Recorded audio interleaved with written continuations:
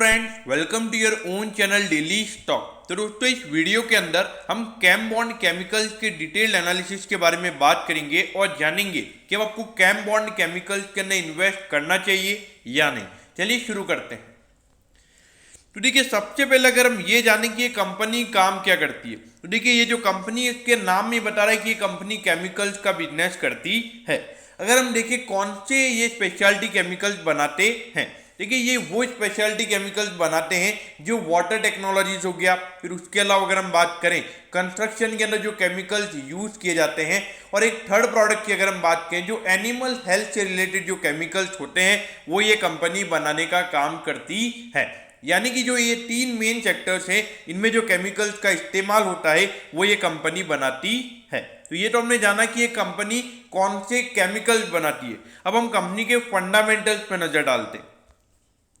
तो ये देखिए बहुत ही छोटी सी कंपनी है, सिर्फ 357 करोड़ का इस कंपनी का मार्केट कैप है, एक स्मॉल कैप ये कंपनी है। अगर आप देखोगे इंडस्ट्री के कंपैरिजन में यहाँ पे बहुत ही सस्ते वैल्यूएशन पे मिल रहा है। इंडस्ट्री का P 82 का है और ये आपको 16 से 17 के प्राइस टू अर्निंग रेशियो पर मिल रहा है। लेकिन देखिए ये इतने सस्ते वैल्यूएशन पर क्यों मिल रहा है, इसके पीछे का एक रीजन है, उसके बारे में हम आगे बात करने वाले हैं। अगर प्राइस टू बुक रेशियो की बात करें तो ये भी यहाँ पे 1.22 टाइम्स है। और ये इतना कम क्यों है? क्योंकि देखिए जो कंपनी की लाइबिलिटीज है, यानी कि जो कंपनी के लोन से वो एकदम नी के बराबर है। तो उससे क्या होता है कि थोड़ी थोड़ी अगर रिजर्व्स एंड सरप्लस में कंपनी की प्रॉफिटेबिलिटी बढ़ती है तो वहां पे बुक वैल्यू कंपनी की हर साल बढ़ती रहती है। अगर हम डिविडेंड यील्ड की बात करें तो 0.85% का यहाँ पे डिविडेंड यील्ड है, जिसमें से भी अगर आप देखोगे अभी 10% जो स्टॉक रिसेंटली रैली हुआ था तो उससे पहले वो नंबर अराउंड 1% के लगभग था। तो डिविडेंड यील्ड भी अच्छा है, प्राइस टू अर्निंग रेशियो भी अच्छा है। तो वैल्यूएशन पॉइंट ऑफ व्यू से यहाँ पे कॉस्टली नहीं है ऐसा हम कह सकते हैं। अब ये देखिए आपको फाइनेंशियल ट्रेंड में इसका जो रीजन है वो पता चल गया होगा कि ये इतने सस्ते वैल्यूएशन पर क्यों मिल रहा है। देखिए यहाँ पर कंपनी के जो रेवेन्यू के नंबर थे वो यहाँ पे कम हो गए थे। उसके बाद 1920 में भी कंपनी के रेवेन्यू के नंबर हमें कम होते हुए नजर आए थे। ऑल्दो अगर आप देखोगे पिछले साल अगर हम देखें तो थोड़ा सा रेवेन्यू का नंबर बढ़ा है, लेकिन इन परसेंटेज वाइज ये सिर्फ 2.5% की ग्रोथ हमें यहाँ पे ईयर ऑन ईयर बेसिस पे कंपनी के रेवेन्यू में देखने को मिली है। बाकी अगर आप दूसरी केमिकल कंपनीज की अगर हम बात करें तो वहां पे कम से कम 10 to 15% की ग्रोथ हमें देखने को मिली है। तो देखिए अगर आप ओवरऑल सेक्टर अगर 10 से 15% से ग्रो हो रहा है और अगर आपकी अगर प्रॉफिटेबिलिटी या जो रेवेन्यू का नंबर है वो सिर्फ 2 से 3% ग्रो होगा, तो वहां पर आपको कैसे प्रीमियम वैल्यूएशन मिलेगा या फिर जितना वैल्यूएशन मिलना चाहिए वो भी आपको वहां पे कैसे मिलेगा।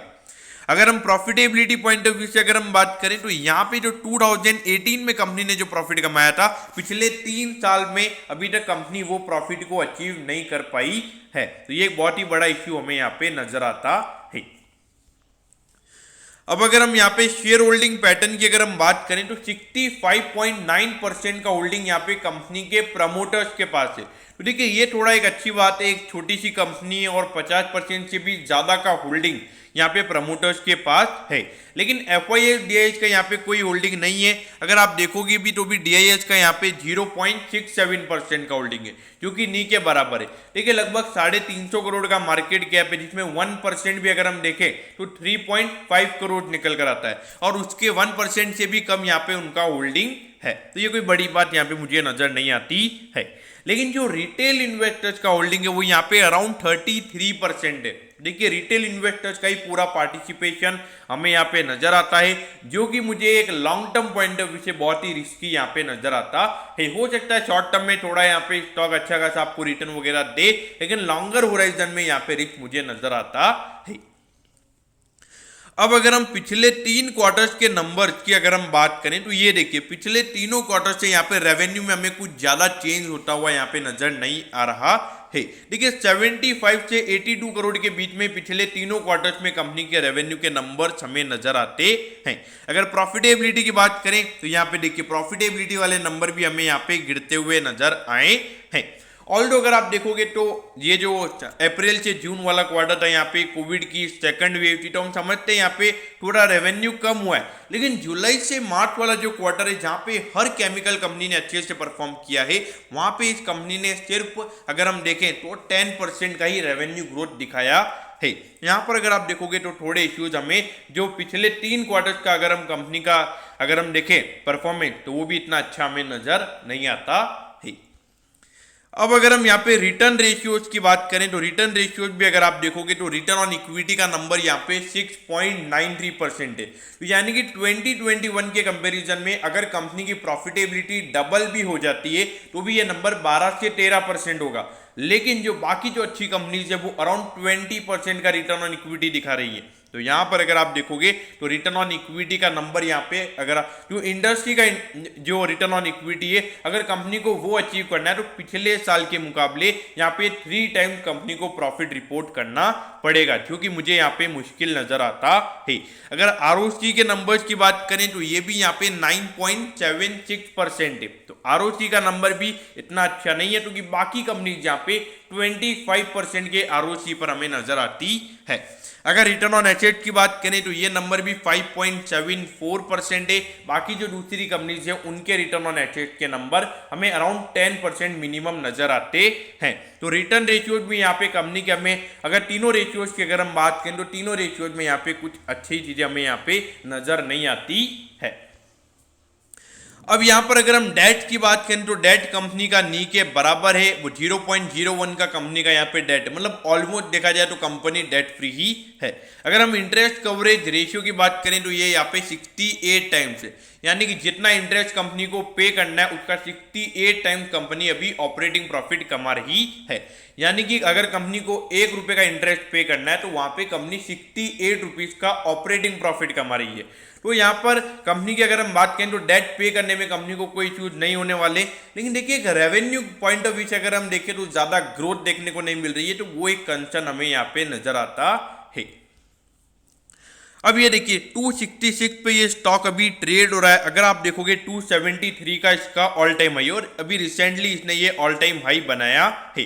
तो देखिए अभी रिसेंटली मुझे ऐसा लग रहा है कि जो सारे केमिकल्स के स्टॉक्स रैली कर रहे हैं तो वहां पे इसमें भी हमें रैली देखने को मिली है। लेकिन देखिए दोस्तों, हमें एक चीज को समझना होगा कि जब भी ये जो साइकिल है, जो केमिकल की जो बुल साइकिल अभी हमें चलती हुई नजर आ रही है, तो इसमें जो कंपनी जो वीक होती है वो और वीक बन जाती है जब अगर ये साइकिल यू टर्न ले लेती है। ये आपको समझना होगा। और जो कंपनी लगातार कंसिस्टेंट ग्रोथ दिखा रही है, और अगर सपोज केमिकल्स के जो प्राइसेस वगैरह हैं वो अगर थोड़े कम भी हो जाते हैं, डिमांड थोड़ी कम भी हो जाती है, लेकिन उन कंपनीज के ऊपर ज़्यादा असर नहीं पड़ता है। यानी कि ऐसा नहीं कि वो कंपनी सीधे लॉस में चली जाती है। लेकिन यहाँ पर ये जो कंपनी जो इनकंसिस्टेंट ग्रोथ दिखाती है तो इनके लिए लॉस में जाने की चांसेस और ज़्यादा हो जाते हैं। तो इसीलिए मेरे ख्याल से अगर आप देखोगे एक छोटी सी कंपनी है, लेकिन अगर ग्रोथ पॉइंट ऑफ व्यू से अगर हम देखें तो थोड़े यहाँ पे कंसर्न नजर आते हैं। तो इसीलिए long term point of view से मैं यहाँ पे सजेस्ट नहीं करूंगा। और उसके अलावा अगर हम बात करें जिन्होंने ऑलरेडी इन्वेस्ट किया हुआ है, अगर आपको प्रॉफिट मिल रहा है तो मेरे ख्याल से आप इसमें प्रॉफिट लेके निकल सकते हैं। ऑल्दो ये मेरा कोई डायरेक्ट एडवाइस नहीं है, ये मेरा पर्सनल ओपिनियन है। आपको जो भी काम करना है अपनी खुद की रिसर्च करके फिर ही आपको काम करना है। अगर short term point of view से अगर हम बात करें तो केमिकल्स की जो रैली है वो अच्छी खासी देखने को मिल रही है। मुझे लगता है 280 290 के लेवल्स यहाँ पे स्टॉक में देखने को मिल सकते हैं। देखिए short term point of view एक अलग पॉइंट ऑफ व्यू हो जाता है, और एक long term point of view एक अलग पॉइंट हमें नजर आता है। तो दोस्तों मैं कहता हूँ कि कैम बॉन्ड केमिकल्स के डिटेल्ड एनालिसिस के बारे में आपको सब कुछ पता चल गया होगा। अगर आपकी कोई भी क्वेरीज है तो आप कमेंट कीजिए, मैं जरूर आपके कमेंट पर रिप्लाई करूंगा। ओके दोस्तों, thank you, have a nice day.